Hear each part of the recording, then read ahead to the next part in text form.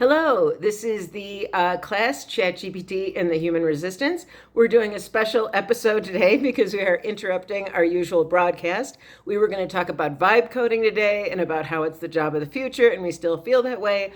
But today we are going to talk about Bill Gates being forcibly removed as the lead of the Gates Foundation in light of this scandal. We've been talking about this for a year on DoSoma.com.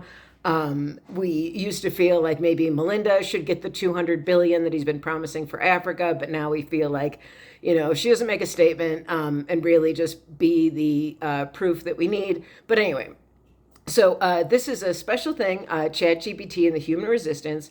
And we're going to talk about Bill Gates being forcibly removed from the Gates Foundation, but then how to actually make that happen. I posted something on Reddit that got 48,000 views starting, I just posted it last night. That's, I think, a record breaker for me of how many things I've gotten on people to see on Reddit.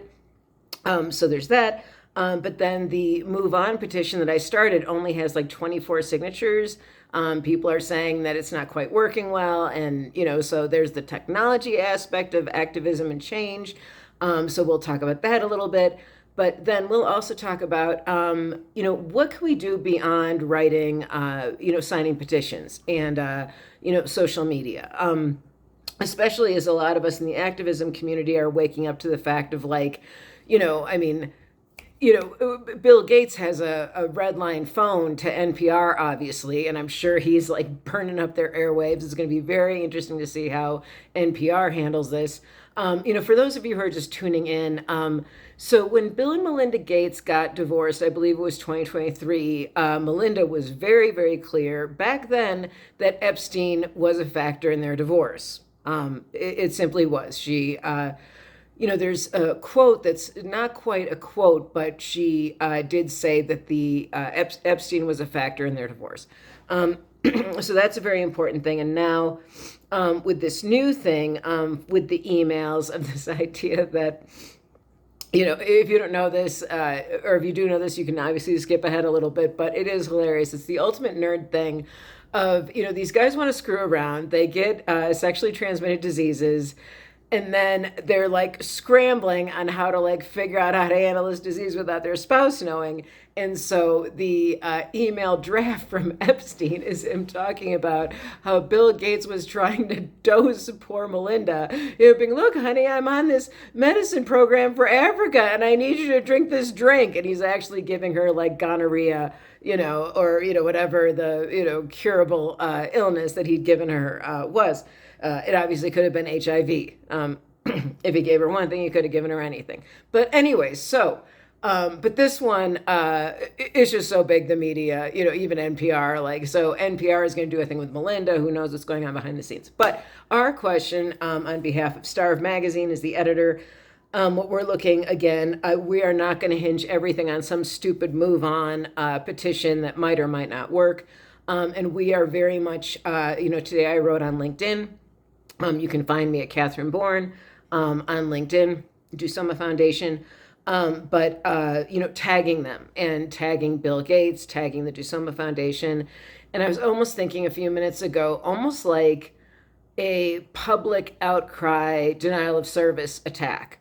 Like we as activists are always saying, write to your senator, write to your senator, write to the Gates Foundation. If the Gates Foundation gets like 10,000 angry fucking emails and things to their leadership on LinkedIn saying this guy sucks, this guy is a pedophile, we have known this for a very, very, very fucking long time, it's time for him to be removed. We are not going to wait for his permission. We understand it's his name on it, but the word Gates actually means Melinda too. It was supposed to be the Bill and Melinda Gates Foundation, and they've kind of quietly, and she's very nicely like moved on and done her own philanthropy.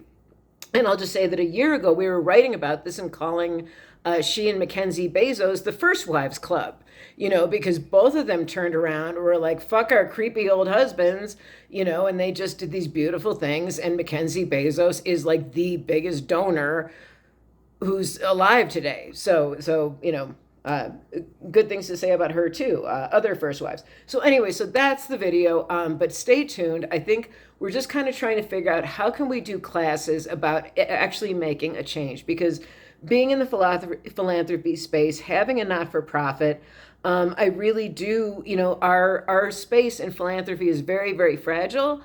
We have huge trust issues, and letting a person like Bill Gates be a pedophile, it's really reminding me a lot of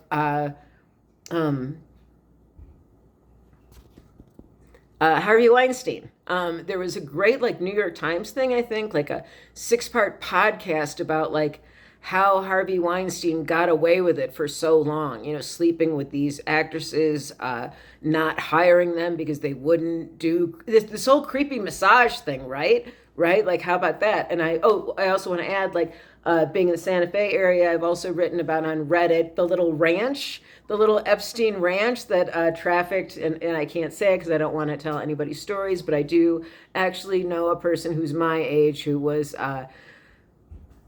something connected with this as a young dancer in the Santa Fe area.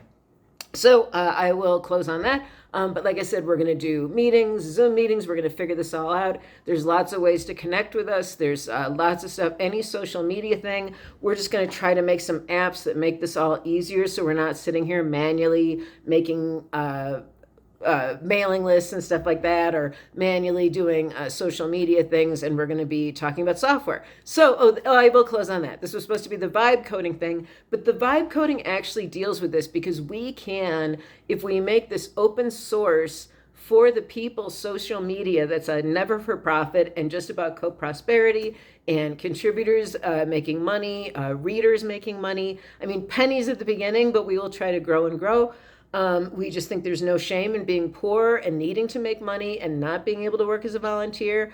If you look at DuSoma Foundation, Starve Magazine, all this stuff, you'll see writing for the last couple of years about this. So anyway, thank you. So I'll just be like every other asshole who says like and subscribe, but we would love to be able to get in touch with anybody who finds this content interesting. We're a big team, and there's a lot going on. So we're always open to a conversation. So please reach out. Okay, thank you. Bye-bye.